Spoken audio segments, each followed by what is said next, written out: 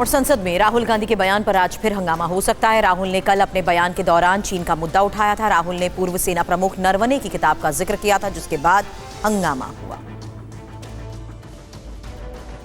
लोकसभा में बजट सत्र के दौरान नेता प्रतिपक्ष राहुल गांधी के भाषण पर जमकर हंगामा हुआ। राहुल ने चीन को लेकर बयान दिया, जिसके बाद संसद में बहस शुरू हो गई।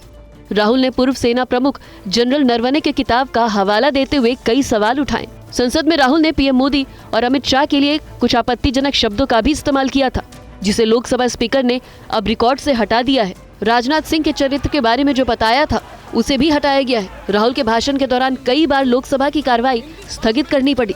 लोकसभा से बाहर निकलते ही राहुल ने कहा कि हमें बोलने नहीं दिया जा रहा है। प्रधानमंत्री जी के बारे में, राजनाथ सिंह जी के बारे में अपनी किताब में साफ लिखा है। वो एक आर्टिकल में आया है, मैं आर्टिकल को कोट कर रहा हूं, मुझे बोलने नहीं दे रहे हैं। मैं नहीं बोल रहा हूं, नरवणे जी ने ये किताब लिखी है। वो डरे हुए हैं क्योंकि अगर वो निकला तो नरेंद्र मोदी और राजनाथ सिंह की जो रियलिटी है वो लोगों को पता लग जाएगी। राहुल गांधी ने कहा कि किताब में एक लाइन है जिससे सरकार डरी हुई है और वो मैं संसद में बोलूंगा। एक लाइन है उसमें जो जिससे प्रधानमंत्री राजनाथ सिंह जी पूरी सरकार डरी हुई है, वो लाइन में अंदर बोलूंगा, कोई नहीं रोकेगा मुझे। राहुल के बयान से साफ लगता है कि वो इस मुद्दे पर पीछे हटने को तैयार नहीं है। वो संसद में फिर बोलेंगे। और राहुल गांधी के बयान पर संसदीय कार्य मंत्री किरण रिजिजू ने क्या कहा, इसके अलावा सपा अध्यक्ष अखिलेश यादव ने भी बयान दिया। क्या कहा गया है, इस रिपोर्ट में आपको दिखाते हैं। राहुल गांधी के बयान पर सियासी घमासान जारी है। बीजेपी ने कहा है कि राहुल गांधी का ये बयान देश को बदनाम करने के लिए सोची समझी साजिश है।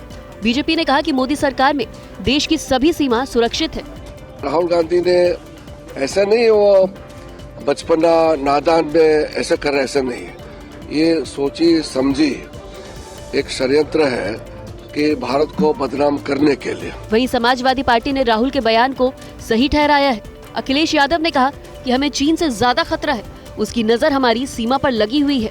राहुल जी अपनी महत्वपूर्ण बातें रखना चाहते थे और देश के लिए बॉर्डर सिक्योरिटी, नेशनल सिक्योरिटी और फिर चीन बॉर्डर या चाइना बॉर्डर का सवाल हो तो और महत्वपूर्ण बन जाता है।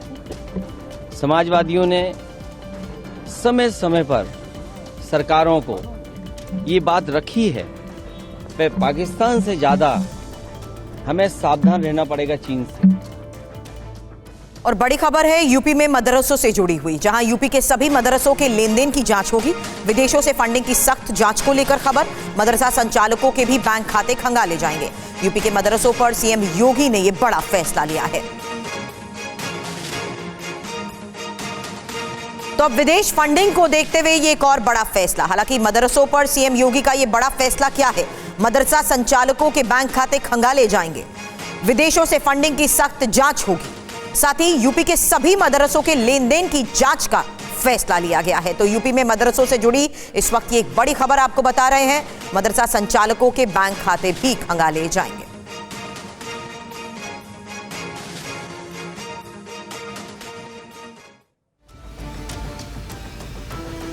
जमीयत उलेमा हिंद ने असम के मुख्यमंत्री हिमंता बिस्वा शर्मा के खिलाफ सुप्रीम कोर्ट में याचिका दायर की है। मुस्लिम समुदाय पर दिए बयान के खिलाफ बयान पर याचिका दायर की गई है। याचिका में क्या है, रिपोर्ट देखिए। असम के मुख्यमंत्री हिमंत बिस्वा शर्मा के बयान पर बवाल मचा हुआ है। मुख्यमंत्री ने कुछ दिन पहले ही मियां वोटर्स को लेकर टिप्पणी की थी, जिसमें उन्होंने कहा था कि असम की वोटर लिस्ट से 4 से 5 लाख मियां वोट हटा दिए जाएंगे। इस बयान का कई मुस्लिम संगठनों ने विरोध भी किया था। ये मामला अब सुप्रीम कोर्ट पहुंच गया है। हिमंत बिस्वा शर्मा की इस टिप्पणी के खिलाफ जमीयत उलेमा हिंद के अध्यक्ष मौलाना महमूद मदनी की तरफ से याचिका दायर की गई है। याचिका में कहा गया है कि मुख्यमंत्री हिमंत बिस्वा शर्मा की ये टिप्पणी सांप्रदायिक, विभाजनकारी और संविधान की भावना के खिलाफ है। अर्जी में संवैधानिक पदों पर बैठे लोगों के लिए सख्त और लागू करने योग्य दिशा निर्देश तय करने की मांग की गई है, ताकि किसी भी समुदाय के खिलाफ नफरत फैलाने के लिए सार्वजनिक पदों का दुरुपयोग न हो, किसी खास समुदाय को निशाना न बनाया जाए। जमीयत ने अपनी याचिका में मियां शब्द के आपत्तिजनक इस्तेमाल पर भी जोर दिया है। बता दें कि हिमंत बिस्वा शर्मा ने 27 जनवरी को एक बयान में कहा था कि एसआईआर के दौरान असम की वोटर लिस्ट से 4 से 5 लाख मियां वोट हटा दिए जाएंगे।